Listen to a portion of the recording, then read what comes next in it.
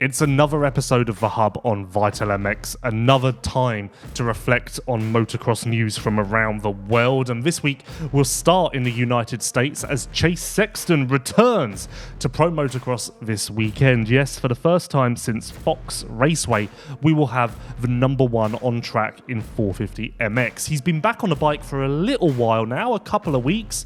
It sounds like tests have gone well with the Red Bull KTM factory racing team, and although there will be a little bit of a process as he gets up to speed, I think that he will have an impact on the top 5, maybe podium in his return, so that will certainly be exciting. And in a similar vein, we have Antonio Caroli being added to the 450 MX class this weekend, which is equally exciting and something unique for fans to behold. In 250 MX, we get Carson Mumford back for the first time since Birmingham at the end of March. Mumford was out for much longer than anyone anticipated after that first turn crash, but he will make his outdoor debut with Quadlock Honda on Saturday. We're edging closer to getting other riders back as well. Daxton Bennick is back on a bike now. Next week, Max Anstey and Cole Davies will start riding again. So there's stuff happening, and we're going to be adding names to the entry list. Speaking of Bennick, it sounds incredibly likely, although still technically a rumour at this point, that he has signed with the Rockstar Energy Husqvarna factory racing setup. Of course, there's a chance that that could move to Gas next year exclusively, but it sounds as though Bennick will be heading in that direction. And speaking of that team, we've lost Casey Cochran due to a dislocated shoulder. That sounds fairly complicated, so I don't know when we're going to get him back. Speaking of injuries, Jeffrey Herlings went down in practice on Monday and broke his collarbone. Now, at the time of recording, there is yet to be an official statement from KTM, although I have it on fairly good authority that he will miss the Grand Prix of Finland. Beyond that, I don't know. It's a little bit shaky, but bad news for Herlings, who was in a terrific run of form and charging towards third in the MXGP Championship standings. For what it's worth, Herlings has not signed a contract for next year yet, and neither has Tim Geiser.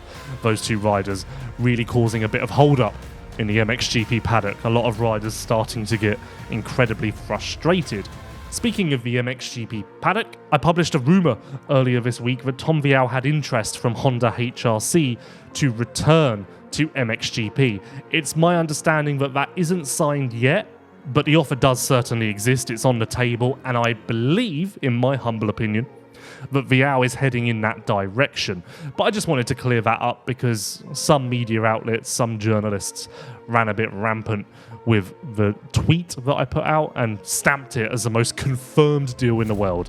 And it's not quite there yet. Although, again, in my opinion, I do think that we're heading in that direction. Now, in a different corner of Europe, Kevin Horgmo was crowned the MX1 champion in the French National Championship over the weekend. He got 4th overall at that race as Maxime Desprez won from Alberto Ferrato. Matisse Broramé is leading the MX2 Championship, a bit of a surprising name, one that's been in the shadows since he exited the MXGP scene. And at that event, Marc-Antoine Rossi, another of the Austrian factory riders, returned to racing and was 2nd overall in MX2.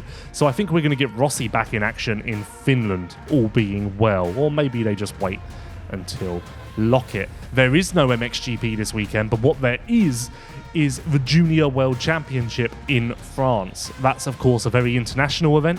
You have riders from across the world, including the United States, competing in an individual event, but there's also a team element similar to the Nations. A lot going on, and you can actually stream all of the action on MXGP TV this weekend, so that will certainly be worth a watch, because in 65, 85s and 125s, there's a lot of incredible talent lining up behind the gate. And in another unique race this weekend, we have the Arena Cross World Tour Finals in Abu Dhabi at the Etihad Arena, the same arena that hosted WSX for the last 2 years. Now, the Arena Cross World Tour is somewhat of a new concept, building on the Arena Cross British Championship, which has become fairly successful in the last 5 years or so. Dean Wilson headlines the Abu Dhabi event. Tommy Searle will be there, Dylan Woodcock, Michael Hicks on a Stark, as well as Jorge Zaragoza. should be quite good. And actually, in fact, it will be live streamed for free. I'll try and include a link in the description if that's available at the time of publishing, but it will, as a matter of fact, be live streamed without cost. So that's exciting, and yet another piece of racing to watch this weekend alongside Redbud, of course, but you will all be tuned into that, I'm sure.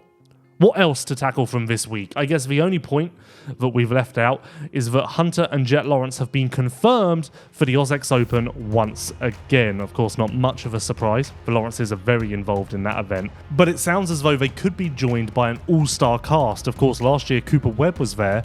There are persistent rumours that Hayden Deegan could be going this year, and it could even be his 450 debut. So keep an eye on that, although that's not confirmed. Again, just hearsay at this point, although Deegan did say to me at Thunder Valley in my press day interview that he was considering some off-season events on a 450. I think that is it for the Hub this week. So remember, Redbud, the Junior World Championship, and Abu Dhabi Arena Cross World Tour Finals. Those are the events to keep an eye on this weekend. All of them live streamed, some of them even for free. We'll be back next week with another edition of the Hub to recap all that has happened in the world of motocross.